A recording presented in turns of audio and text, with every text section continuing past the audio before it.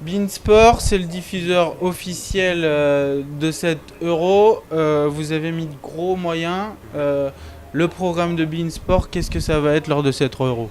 Le programme, c'est d'abord tous les matchs. C'est l'essentiel. Pour voir tous les matchs de l'Euro, il faudra absolument être abonné à Beansport.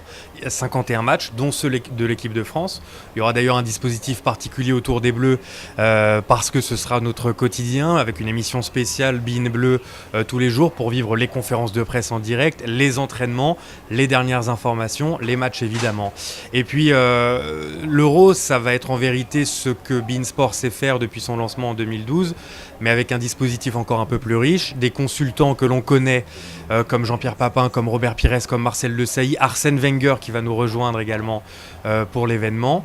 Et puis ça va être du direct, du début de la journée avec l'Express Euro, l'Expresso qui sera rebaptisé l'Express Euro à partir de 7h du matin en direct et jusqu'à minuit, des événements et des rendez-vous bien identifiés.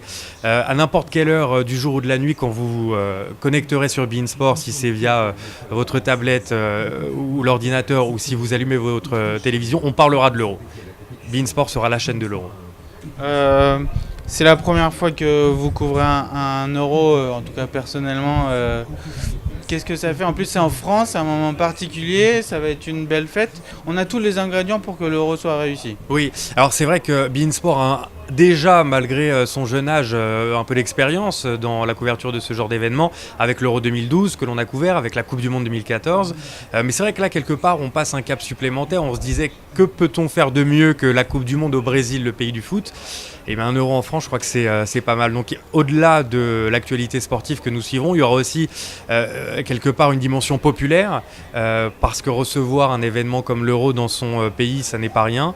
Et voilà, au-delà du purement sportif que nous allons couvrir, évidemment, nous serons aussi avec les Français pour suivre cet événement. On va en parler, on a une belle équipe de France, hein. Il y a eu Benzema qui a été géré, voilà. Ça c'est du passé. On a Didier Deschamps, on va dire, hein, le porte-bonheur de l'équipe de France.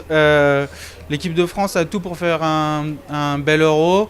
On espère qu'elle ira au bout, mais il y a beaucoup d'équipes aussi prétendantes au vrai. titre. L'équipe de France a l'avantage de jouer à domicile, ça n'est pas négligeable. Après, c'est vrai qu'il y a plusieurs inconnus. La principale inconnue, c'est la défense pour les Bleus. La défense centrale, sur les côtés, on a des joueurs qui ont été un peu moins performants ces derniers temps. Donc ça, ce sera un problème à régler. Si possible avant la compétition pour Didier Deschamps, mais le formidable espoir que nous avons, c'est d'avoir des joueurs devant très talentueux, très jeunes, et dont finalement on ne connaît pas encore les limites, les Coman, les Martial, Griezmann qui est en train de devenir un des patrons de cette équipe. Alors oui, il n'y aura pas Karim Benzema, mais pour le suppléer, il y a vraiment tout un tas de joueurs qui peuvent porter cette équipe de France. Jusqu'où ? C'est la question finalement, c'est l'inconnu aussi. Est-ce que ça peut aller jusqu'au bout ? On l'espère tous évidemment. La finale rêvée pour vous ? Ah, ça c'est une drôle de question avec l'équipe de France, ça c'est certain. Après, il va falloir voir comment s'organise la sortie de poule. La première position, la deuxième, il y aura les meilleurs troisièmes, certains qui seront qualifiés. Un France-Allemagne ou un France-Espagne, ce serait pas mal. Un petit mot aussi pour la Ligue 2, parce Oui. qu'ici on est à Brest. Vous couvrez essentiellement la Ligue 2 avec le multiplex chaque vendredi. Là, on est en fin de saison. On a vu que Nancy montait. Ça va être serré, hein, cette fin de saison. On ne sait pas, ça va jouer. Il y a Le Havre qui peut encore monter.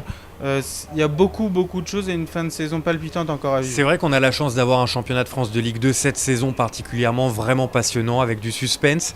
Ok, Dijon et Nancy sont déjà en Ligue 1, mais la troisième place, elle est vraiment accessible pour plusieurs équipes, pour Le Havre, pour Metz évidemment qui occupe cette troisième place, pour le Red Star, pour le Racing Club de Lens, Clermont est un peu décroché. Donc ça donne vraiment du corps à notre multi-Ligue 2 le vendredi à 19h15 dans l'avant-match, puis à 20h pour les coups d'envoi. Et ce qui est passionnant aussi, c'est la course pour ne pas descendre en national. Le Paris FC y est presque. Créteil est en grande difficulté et derrière c'est très ouvert, donc c'est vraiment intéressant en haut comme en bas. Bon, le Stade Brestois finalement s'est sauvé, n'a plus grand chose à jouer en haut, mais on suivra évidemment les matchs du SV 29 jusqu'au bout aussi. Merci, hein. Prenez du plaisir à suivre cet Euro, c'est un grand événement à vivre en tant que journaliste, hein. Je vous souhaite de prendre beaucoup de plaisir. Et on va essayer d'en donner, et l'idée c'est que tout le monde puisse prendre du plaisir devant la caméra ou derrière. Merci. Merci.